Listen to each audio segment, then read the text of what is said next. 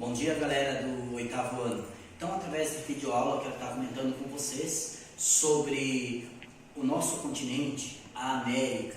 Então, já coloquei aqui para vocês observarem nessa parte do globo terrestre o nosso continente, do qual nós vamos estudar ele, então, em todos os aspectos a partir de agora. Nessa segunda tela, então, a gente vai procurar encontrar aonde está o nosso continente. Então, nesse mapa mundi aparece do lado ocidental, e aqui então eu tenho a divisão das terras emersas em continentes, e aqui está a América, tá, gente? Então, continente americano. Só lembrando para vocês, a Europa está aqui, a África aqui nós temos a Ásia, a Oceania e a Antártida. Mas, para nós, o que interessa é a América a partir desse momento. Pessoal, então observando aqui, nós podemos observar que o continente americano, ele é o segundo continente mais extenso entre os 6 continentes, tá? E ele também tem uma divisão política de 35 países, e ainda tem vários territórios que pertencem a outros países da América mesmo, ou países da Europa. E é importante então lembrar, gente, que a América, conforme a sua localização geográfica, ela pode se dividir em América do Norte, da régua para cima aqui que eu estou apontando, essa estreita faixa de terra aqui é a América Central, e aqui, né, é a América do Sul. Lembrando então que são 3 países na América do Norte, 20 países na América Central. Um detalhe, nós temos essa estreita faixa de terra aqui a América Central continental, ela é composta por 7 países, e nós temos 13 países que são pequenas ilhas aqui no Mar do Caribe, tá? Então, que pertencem à América Central. E a América do Sul, então, é composta por 12 países. Então, vamos estudar a partir de agora todinho o continente americano. Para início de assunto, então, é sempre bom perguntar para vocês, né? Mas que continente é esse? Então, se nós observarmos, gente, segundo o historiador português, José Pedro Machado, a América, gente, ele se originou a partir, né, do italiano chamado Américo Vespúcio. Então, Américo Vespúcio, italiano, ele viveu entre os anos de 1454 a 1512. Nós sabemos que quem chegou primeiramente na América foi Cristóvão Colombo. Então foi o primeiro europeu a chegar, mas ele achava que tinha chegado aonde? Nas Índias. Não se deu de conta que era um novo continente, novas terras. E sim, então foi Américo Vespúcio quem anunciou que existiam novas terras. E então, em homenagem a Américo Vespúcio, América para o nosso continente. Então, um pouquinho da história para vocês. O continente americano e suas características. Então, é importante nós observarmos, galera, que se nós pegarmos do extremo norte ao extremo sul, o continente ele é bastante extenso, né? Ele tem aproximadamente 15 mil quilômetros do extremo norte ao extremo sul. Como comentei, é o segundo continente em tamanho, só perde para a Ásia, com um pouco mais de 42 milhões de quilômetros quadrados. Representa cerca de 8% do planeta Terra e 28,5% das terras emersas. Aonde, se nós observarmos, o nosso continente ele é banhado ao norte pelo Oceano Glacial Ártico. A leste, separando a América da África e da Europa, evidentemente não está aparecendo aqui, o Oceano Atlântico, o segundo maior oceano. No lado oeste, nós vamos ter então o maior dos oceanos, o Oceano Pacífico. E ao sul do continente, nós vamos ter o encontro das águas do Pacífico com o Atlântico. Aqui também quero falar então da localização conforme a distribuição das terras americanas em relação às zonas térmicas da Terra. Então é importante nós observarmos aqui, nós temos a América, e se nós observarmos, a América possui terras nas 3 zonas térmicas. Você pode se perguntar, as 3, professor, está aparecendo, né? 1, 2, 3, 4. Mas vamos lá, lembrar lá, assunto do 6º ano. A zona tropical ou intertropical está entre os trópicos de Capricórnio ao sul do Equador e de Câncer ao norte. Então essa faixa laranja. E essa faixa amarela, a zona temperada do norte, que fica entre o trópico de Câncer e o círculo polar ártico, tem as mesmas características do clima temperado do sul, entre o trópico de Capricórnio e o círculo polar antártico. Então, são as mesmas características climáticas. E ainda nós temos o extremo norte aqui do Alasca, dos Estados Unidos, Canadá, Groenlândia, que estão na zona polar do norte, tá? Ou zona polar ártica. Então, vocês observem que nós vamos encontrar, em decorrência disso, praticamente todos os climas do planeta Terra nós vamos encontrar na América.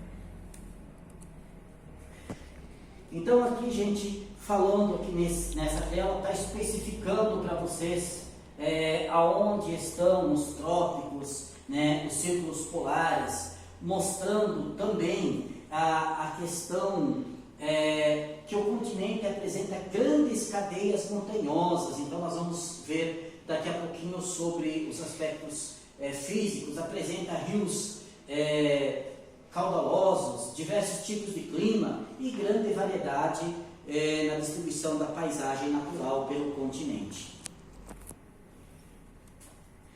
Então, a partir de agora, nós vamos falar dos aspectos físicos. Nós vamos começar, então, falando do relevo, da distribuição do relevo.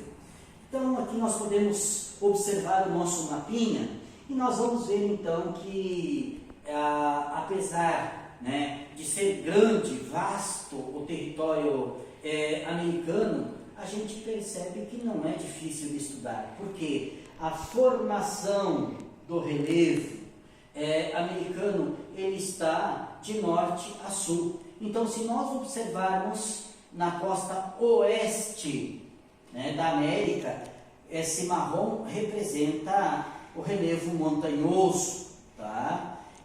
Na parte central, a cor verde representam as planícies, e no lado leste, então, a cor amarela e esse laranja vão representar os planaltos. Tá? Então, vamos falar um pouquinho mais na próxima tela.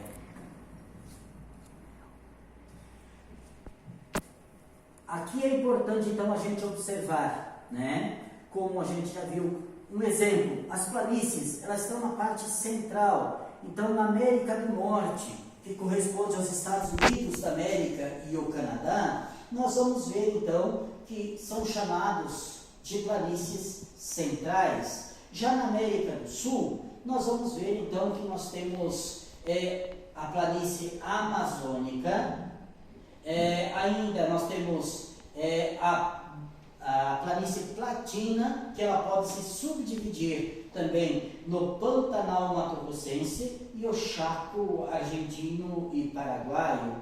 E ainda nós observarmos aqui no norte, nós temos a planície do rio Orinoco na Venezuela.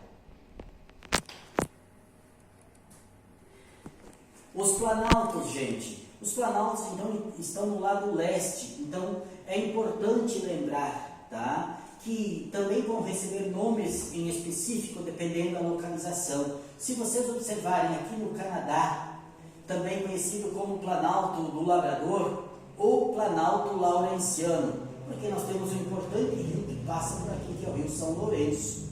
Tá? Aqui nos Estados Unidos, essa formação planáltica, um relevo bastante antigo, é chamado de Planaltos Apalaches ou Montes Apalaches. Já na América do Sul, nós vamos ver que ao norte aqui do Brasil nós temos o Planalto das Guianas, e no lado leste, né, brasileiro, englobando terras aqui de Santa Catarina, nós vamos ter o chamado Planalto Brasileiro. Então essa é a subdivisão e os nomes em específico que recebem os planaltos na América. É importante a gente observar também sobre a hidrografia. Então, nós vamos ver que os maiores rios do continente, eles estão todos voltados, eles vão desaguar para o Oceano Atlântico. Isso é em decorrência da cadeia montanhosa que nós temos no lado oeste. Na América do Sul, nós temos a Cordilheira dos Andes. Na América do Norte, nós vamos ter as montanhas rochosas. Então, os rios maiores, eles escoam todo para o lado leste, para o Atlântico. Para o lado do Pacífico são rios de pequena extensão, porque a cadeia montanhosa está próxima à costa. É importante a gente observar então aqui que nós temos alguns dos maiores rios do mundo. Por exemplo, o maior de todos, o rio Amazonas, é o maior rio do mundo em volume e em extensão, com aproximadamente 6.800 quilômetros, é o maior rio do mundo. Ainda o rio Mississippi, que fica aqui nos Estados Unidos, na porção norte, tá? É o terceiro mais extenso do mundo. Ainda podemos destacar aqui nessa tela a bacia do rio Paraná. Ainda podemos observar aqui no lado leste brasileiro, aqui é o São Francisco. Aqui no norte, na América do Sul, na Venezuela, o rio Orinoco. Podemos destacar, antes de comentar sobre o rio São Lourenço, o Mackenzie, o rio mais extenso do Canadá. Então, para vocês observarem aí os principais rios, mas na próxima tela a gente vai ver que tem um emaranhado de rio muito rico em hidrografia da América. Então, a gente pode observar também que a América do Norte, essa porção norte, a gente vai ver que é uma riqueza muito grande em lagos. E esses lagos, eles se formaram há milhões de anos a partir do derretimento das geleiras. Então, se originaram no período glacial, isso há milhões de anos. E a gente vê então que a região dos Grandes Lagos, essa região aqui, ela vai abrigar importantes lagos como Superior, Michigan, Huron, Erie e Ontário.